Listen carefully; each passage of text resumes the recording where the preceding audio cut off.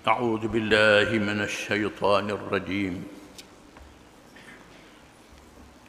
وإن كنتم في ريب مما نزلنا على عبدنا فأتوا بسورة من مثله وادعوا شهداءكم من دون الله إن كنتم صادقين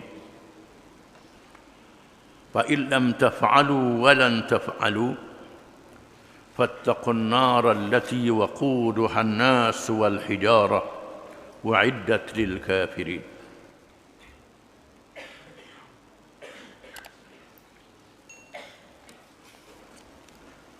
Maksudnya, dan kalau kamu ada menaruh syak tentang apa yang kami turunkan, yakni Al-Quran, kepada hamba kami, yakni Muhammad sallallahu alaihi wasallam, maka cubalah buat dan datangkanlah satu surah yang sebanding dengan Al-Quran itu, dan panggillah orang-orang yang kamu percaya boleh menolong kamu selain dari Allah, jika betul kamu orang-orang yang benar. Maka kalau kamu tidak dapat membuatnya, dan sudah tentu kamu tidak akan dapat membuatnya, maka peliharalah diri kamu dari api neraka yang bahan-bahan bakarannya, yakni umpannya manusia dan batu-batu, berhala-berhala, iaitu neraka yang disediakan untuk orang-orang kafir.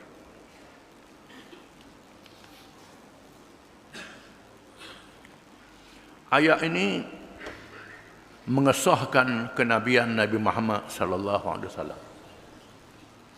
Muhammad Rasulullah yang dilantik oleh Allah Subhanahu wa taala, dan Allah berikan mukjizat, tanda kerasulan dan kenabiannya ialah kitab suci Al-Quran.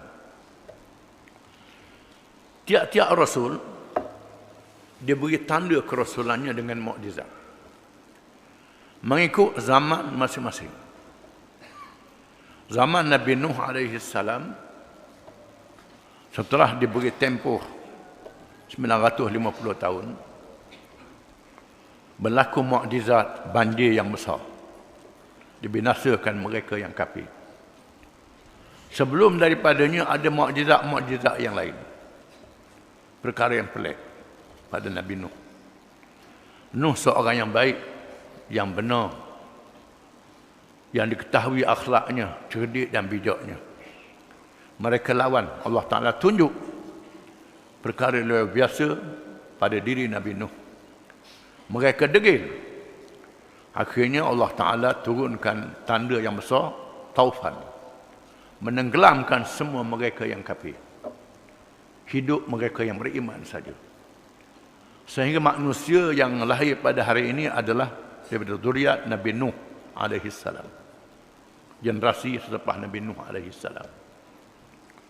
Nabi Ibrahim alaihi salam ditunjukkan mukjizat, ketahanan dibakar dalam api besar yang dinyalakan. Bila Namrud berhujah dengan Ibrahim, kalah hujah. Lawan yang hujah kalah, akhirnya marah.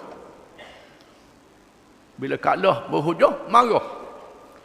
Menggunakan kuasanya memerintah dibuat tempat dinyalakan api yang besar untuk dibakar Ibrahim alaihi salam. Nak pergi dekat api tak boleh pula, besar sangat api panas.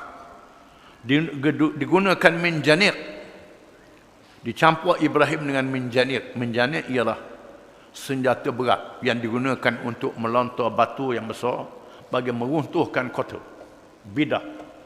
Bidah batu besar untuk meruntuhkan kota. Itu minjanir. Ibrahim diletakkan di atas minjanir, dilontar dalam api. Mengikut adabnya, dengan lontaran minjanir sudah mati, tak mati. Jatuh dalam api tak ada apa-apa. Mukjizat Ibrahim alaihi salam. Nabi Saleh dengan unta yang dilahirkan daripada batu yang bukit yang besar. Mereka nak mukjizat sangat. Mereka sembelih unta. Allah Ta'ala binasakan mereka. Sehingga mereka berlindung dalam rumah yang dipahat dari bukit yang pejal. Dengan tempikan yang kuat, mereka dimatikan semuanya. Kaum Ad yang menentang Nabi Hud mendirikan bangunan-bangunan yang tinggi kerana tubuh mereka yang besar, macam gergasi boleh mengangkat batu-batu yang besar. Mereka membuat bangunan-bangunan yang tinggi kerana gagah dan kuat. Mereka lawan Nabi Hud, mereka dibinasa dengan tiupan angin yang kuat, menerbangkan mereka. Dibinasakan. Begitulah Nabi Musa alaihi salam di zaman Fir'aun berbangga dengan ilmu sihir. Maka Allah mengutuskan Nabi Musa bersama dengan Nabi Harun alaihi wassalam. Musa diberi mukjizat tongkat dan mukjizat yang lain mengalahkan sihir ahli-ahli sihir Fir'aun. Begitulah nabi-nabi yang lain ada mukjizat. Nabi Isa, nabi akhir kalangan Bani Israel, boleh menghidupkan orang yang mati. Yang sudah mati ratus tahun, ribu tahun, Nabi Isa berdoa, bangun daripada kuburnya. Penyakit yang tak ada harapan disembuh oleh ilmu perubatan. Dengan mukjizat Nabi Isa alaihi salam disembuhkan. Mereka lawan juga Nabi Isa. Dan Nabi akhir zaman Muhammad SAW, dia beri mukjizat ilmu. Kerana di zaman mutaakhir ini, Allah Ta'ala beri manusia kemajuan ilmu. Sama ada ilmu yang berkait dengan agama, kalangan ahli kitab, menggunakan kajian-kajian kitab, menggunakan taib, menggunakan internet, macam-macam kitab boleh baca belaka. Ilmu yang berkait dengan undang-undang, berkait dengan politik, berkait dengan ekonomi, dikumpulkan semuanya. Ilmu yang berkait dengan sains dan teknologi, alat-alat yang canggih yang kita tengok sendiri pada hari ini, alat yang pelik, mikrofon pembesar suara, radio, TV, internet, telefon tanpa wayar, macam-macam boleh meredah angkasa lepas menggunakan alat-alat yang canggih. Maka Allah turunkan mukjizat ilmu kepada Nabi Muhammad sallallahu alaihi wasallam, iaitu Al-Quranul Karim. Diturunkan 30 juzuk Al-Quranul Karim. Surah Baqarah ialah surah Madaniyah, surah yang diturunkan di Madinah. Surah kita baca, surah diturunkan di Madinah. Setelah ditegakkan pemerintahan Islam, diamalkan hukum-hukum Islam yang diturunkan di dalam Quran itu. Lalu Allah mencabar, wa in kuntum fi raibin mimma nazzalna, dan jika sekiranya kamu ragu, kamu syak terhadap apa yang telah kami turunkan, yakni Al-Quranul Karim, yang kami turunkan ini kepada hamba kami, yakni Muhammad sallallahu alaihi wasallam. Tuhan jadikan Muhammad SAW dalam keadaan buta huruf. Dilahirkan di Mekah, tempat yang jauh daripada tamadun-tamadun besar dunia, Parsi, Rom. Tak ada golongan ahli kitab, tak ada ahli falsafah. Tempat di tengah padang pasir yang jauh, orang tak pergi. Di tempat dilahirkan Muhammad SAW. Allah memerintah Ibrahim menghantar puteranya Ismail untuk dilahirkan Muhammad SAW di situ. Tempat yang tak ada harapan untuk belajar, untuk mengaji. Zaman yang sangat payah. Muhammad dijadikan buta huruf, tak tahu membaca, tak tahu menulis, tetapi beri akal yang luar biasa, kebijaksanaan yang luar biasa. Sebaik saja wahyu diturunkan kepadanya, dia ingat terus dan membaca wahyu itu kepada orang ramai.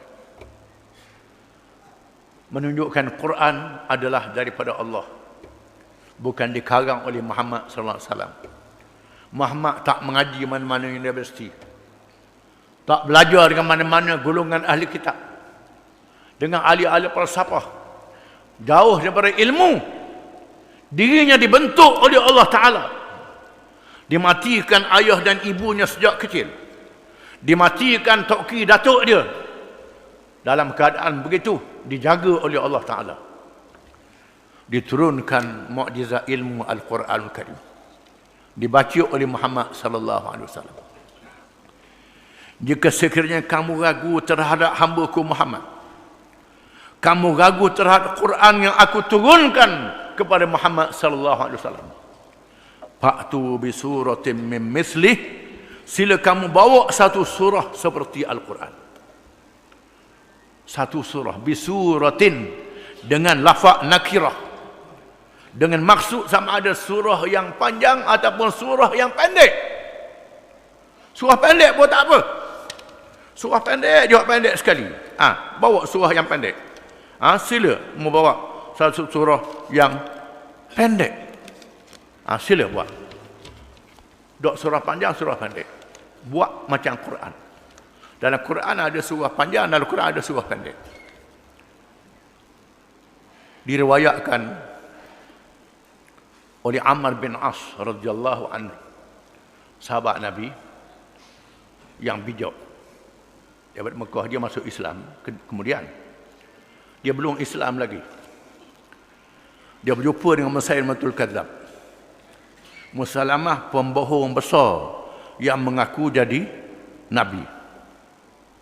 Mengaku jadi nabi. Dia kena Ammar bin As ni. Dia tanya Ammar bin As, kawan amu hak di Mekah tu, dia kata terima wahyu. Apa benda wahyu dia terima? Ammar bin As kata antaranya wal asri innal insana lafi khusr illa alladhina amanu wa amilus salihat wa tawasaw bil haqq wa tawasaw bis sabr. Musailamah hak pelawak besar ni kata, aku terima wahyu juga. Nanti sekejap dia kata. Dia nengung sekejap. Nengung, dia pun baca. Ya wabar, innama anta udunani wasadar wasairuka haqar faqar, kata dia. Dia baca bersaja. Ya wabar, wabar ni menatang macam musang negeri Arab. Wahai wabar, mu ada dua telinga, ada dada. Kata dia kata, macam mana Ammar? Ammar kata, wallahi innaka ta'lamu anni la a'lamu annaka takdzib, kata Ammar. Aku tahu mu pelawak. Ammar kata. Aku tahu mu pelawak. Ni kata-kata yang nak lawan Quran. Mana boleh nak lawan patung dengan Quran? Ada juga orang kita Melayu ni buat patung dengan ayat Quran, jangan main-main. Jangan buat patung-patung dengan ayat Quran ni. Ini mukjizat, jangan buat main-main. Tak boleh. Buat gua-gua dengan ayat Quran tak boleh. Jangan macam kata, ada juga orang Melayu tak tahu makna buat gua dengan ayat Quran. Buat gua dengan ayat Quran. Tak boleh, jangan. Ini mukjizat. Golongan ahli kitab bila dengar Quran, dalam Quran ada hukum hudud, ada hukum qisas. Dalam kitab Taurah ada hudud dan ada qisas.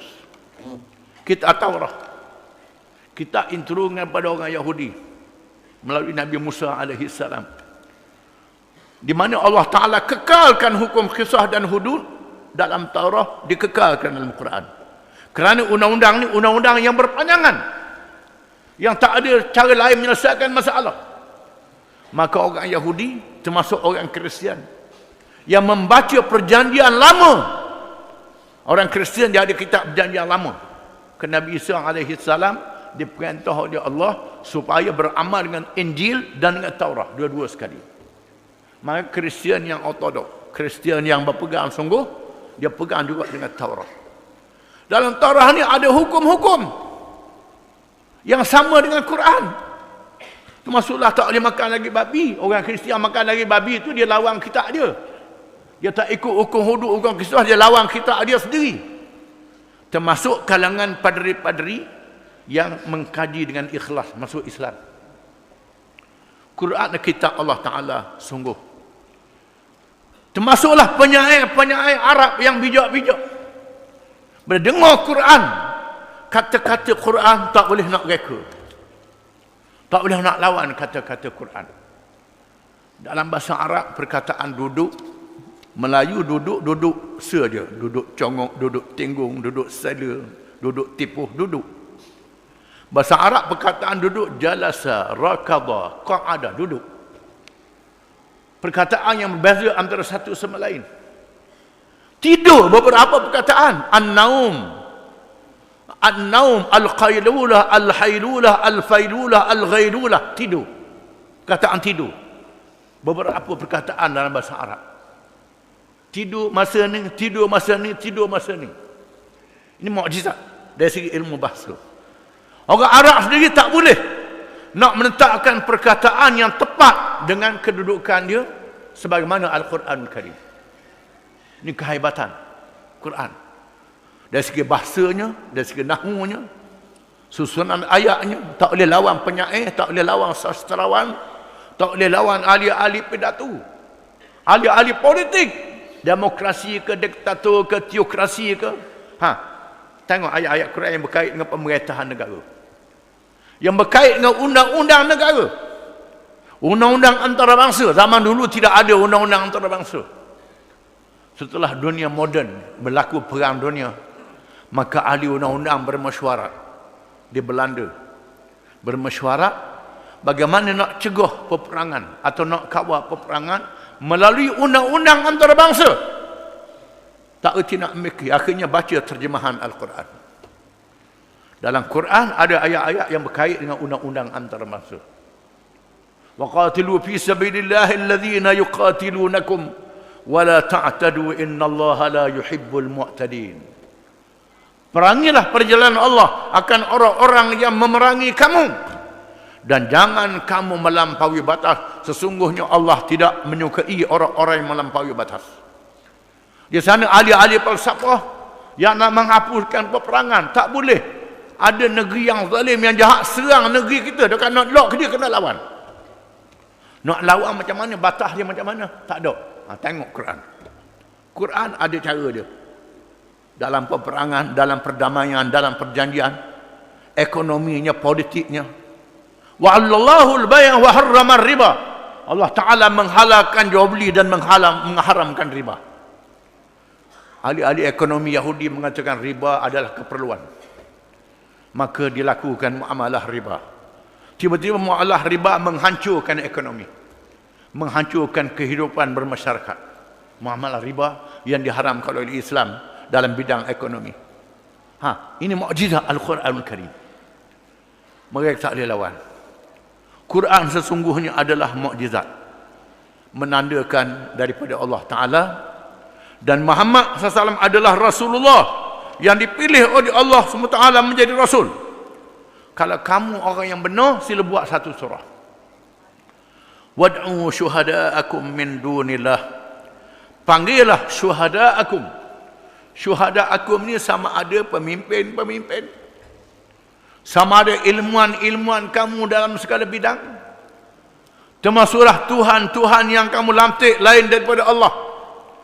Panggil mereka, buat satu perhimpunan, satu seminar, himpunkan semua mereka, reka satu surah seperti Quran. Buat satu surah seperti Quran, reka, sila reka. Panggil Tuhan-Tuhan kamu, manusia ke jin ke binatang apa ke. Panggil pemimpin-pemimpin kamu seluruh dunia yang kamu anggap pemimpin ni bijak sangat. Pilih dia bijak sangat. Panggil pemimpin itu. Buat satu surah seperti Quran. Sila buat. Kalau kamu adalah orang yang benar. Ada pemimpin-pemimpin nak melekehkan Al-Quran. Semua dak pakar belaka. Di antaranya ialah Habib Bourguiba, bekas Presiden Tunisia di tahun 50-an 60-an. Orang Arab. Menuduh Quran adalah karangan Nabi Muhammad SAW. Hasil Nabi Muhammad bercampur dengan orang Arab, pemimpin Arab dengan masyarakat. Nabi Muhammad reka Quran. Dia tuduh Nabi Muhammad reka Quran. Ulama-ulama telah mengecam. Kita kena baca dalam Quran ni ada ayat yang tegur Nabi. Ayat yang tegur Nabi. Abasa wa tawalla an ja'ahu al-a'ma. Dia Muhammad telah menunjukkan masa mukanya kerana datang seorang buta. Pada masa Nabi duduk di Mekah, Abdullah bin Maktum, seorang sahabat yang buta, yang gemar menuntut ilmu. Nabi duduk tengah bercakap dengan pemimpin Mekah, Abu Jahal dan lain-lain, kerana mengharapkan Abu Jahal dan pengikut-pengikutnya masuk Islam. Dan Nabi bercakap dengan pembesar Mekah, Abdullah bin Maktum yang buta ni mari, ya Rasulullah, alimni mimma alamaka Allah. Dia tak nampak. Dia tak nampak orang. Wahai Rasulullah, ajar pada saya apa yang Allah ajarkan kepadamu. 2-3 kali Nabi masang.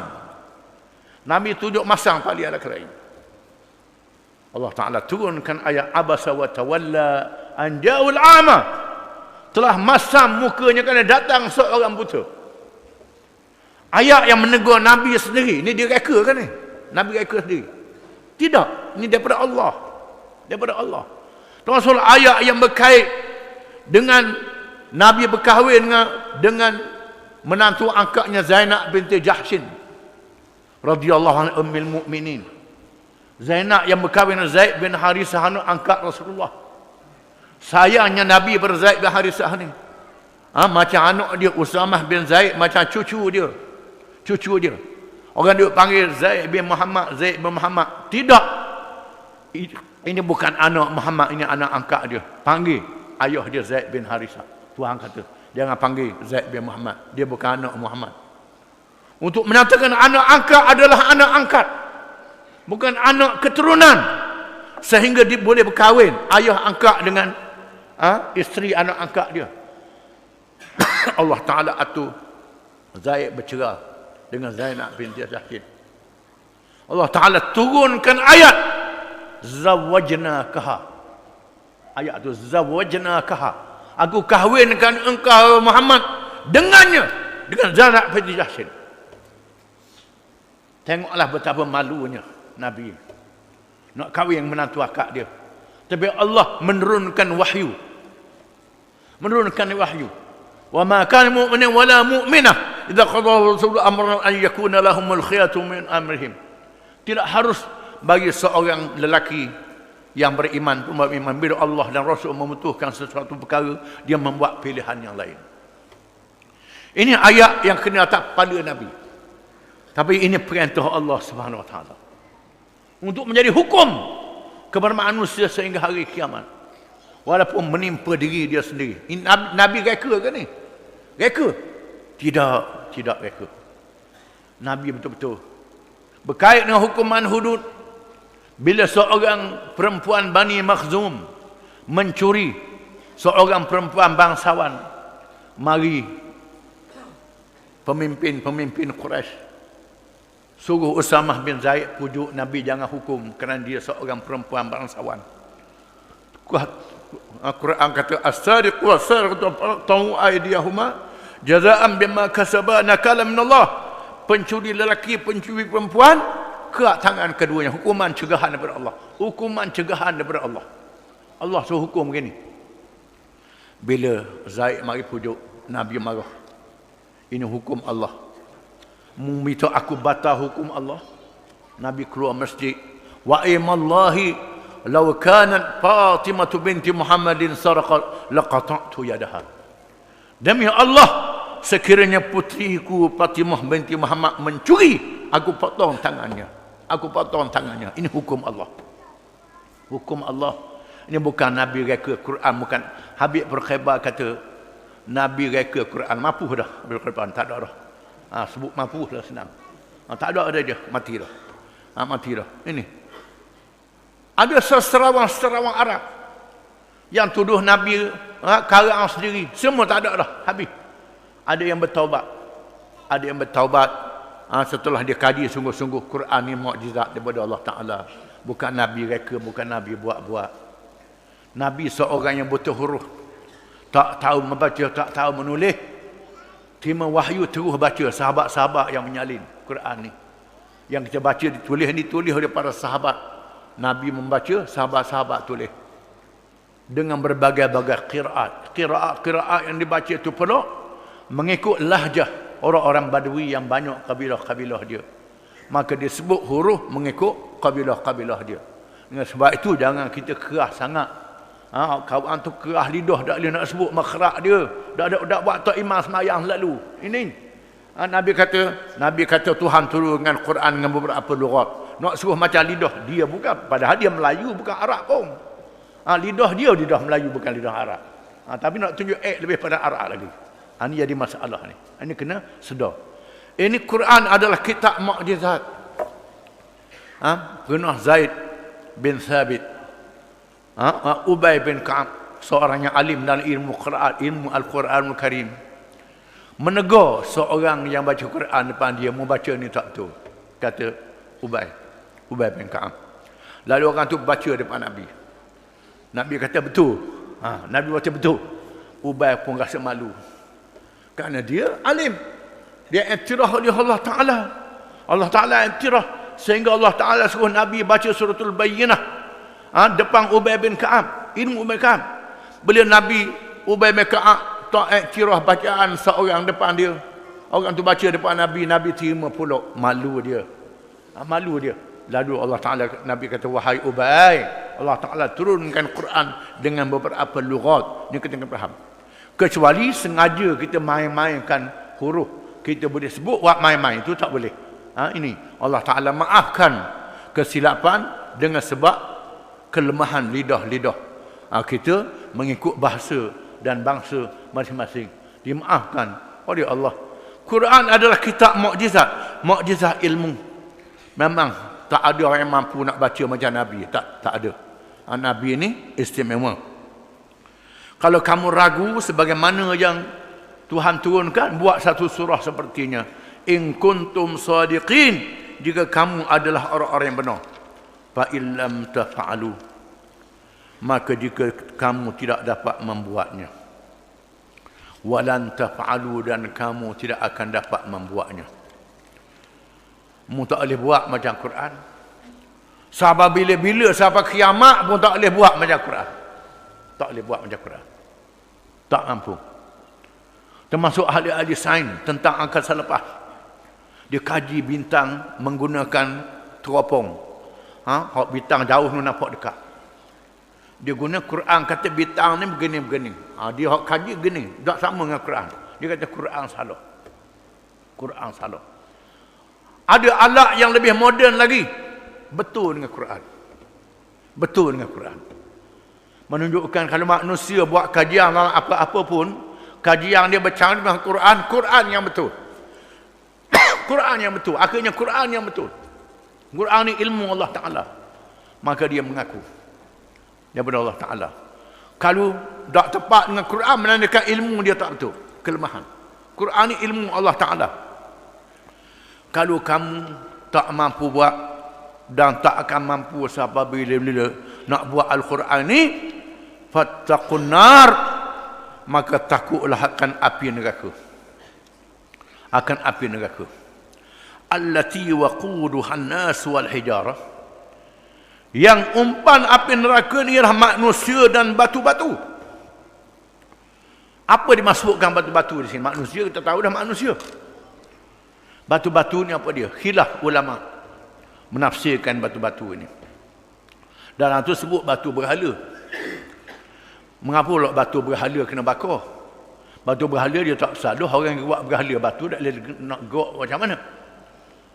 Ada ulama-ulama yang mengatakan, di antaranya Ibnu Mas'ud, Abdullah bin Mas'ud, di riwayat Ibnu Abbas, ada juga riwayat Ibnu Abbas, riwayat yang lain kalangan sahabat. Maksud batu-batu itu ialah batu arang batu. Arang batu yang Tuhan jadikan umpan untuk memanaskan lagi api neraka itu. Arang batu ni, api tu panas dah. Api tu panas dah. Supaya panas lagi, maka arang jadi umpan untuk menambahkan lagi panas api neraka itu. Ini makna batu-batu. Dia sebut dengan kibrit, iaitulah batu yang dijadikan oleh Allah untuk menyalakan lagi api neraka, jadi dia lebih panas. Di antara yang kita tahu atas dunia ni ialah belerang, arang batu. Ini adalah bahan bakar untuk memanaskan lagi batu itu. Itu batu tak salah. Tuhan jadikan dia bahan untuk bakaran, untuk memanahkan lagi manusia yang kafir itu. Ada juga qila, setengah ulama mengatakan batu berhala. Batu berhala pun untuk memanahkan juga, memanahkan. Batu tu tak berdosa, orang hak sembah dia berdosa. Batu tak ada apa-apa dia. Memanahkan orang yang menyembah dia itu dalam neraka. Sebagaimana malaikat yang duduk di neraka, malaikat tukang jaga neraka, tak ada apa-apa dia. Tak ada apa-apa dia dengan neraka, dia tukang jaga neraka ni. Tuhan jadikan ada ketahanan. Ada pun manusia ni memang jadi umpan api neraka. Uiddat lil kafirin, disediakan untuk orang-orang yang kafir. Yang jadi umpan api neraka ni orang-orang yang kafir. Kafir maknanya kafir engkar. Engkar makna apa? Melawan. Lawan apa? Lawan Quran. Lawan Rasulullah sallallahu alaihi wasallam yang membawa Islam. Setelah diberitahu berkenaan dengan Islam, berkenaan dengan hukum Allah, berkenaan kitab Allah Ta'ala, tiba-tiba dia pergi lawan juga. Lawan juga. Degi lawan. Berasa dia bijak, pandai pada Quran lagi. Buat hukum sendiri, buat peraturan sendiri, latih Tuhan sendiri, buat cara sendiri. Lawan dengan petunjuk Allah yang ada dalam Quran. Tuhan yang menjadikan seluruh alam. Nak lawan Tuhan yang buat dia sendiri, buat peraturan dia, dia tak tahu diri dia sendiri. Buat Tuhan kesian ke dia, sayang ke dia, dia tak sayang pada diri dia sendiri. Buat peraturan yang merosakkan diri atas dunia. Semua peraturan-peraturan yang dibuat berlawan dengan Quran merosakkan manusia. Merosakkan diri manusia sendiri. Manusia kena sedar. Quran ni adalah petunjuk Allah yang maha penyayang, yang maha kasih, yang maha adil, yang maha bijak terhadap hamba-hambanya. Tiba-tiba manusia tolak Quran, buat peraturan sendiri. Dia merosakkan diri dia sendiri, menjahanamkan diri dia sendiri. Maka padam dihukum dalam neraka. Hukumannya ialah dalam neraka. Itulah tempat balasannya yang telah ditetapkan oleh Allah pada hari kiamat kelak. Wallahu a'lam.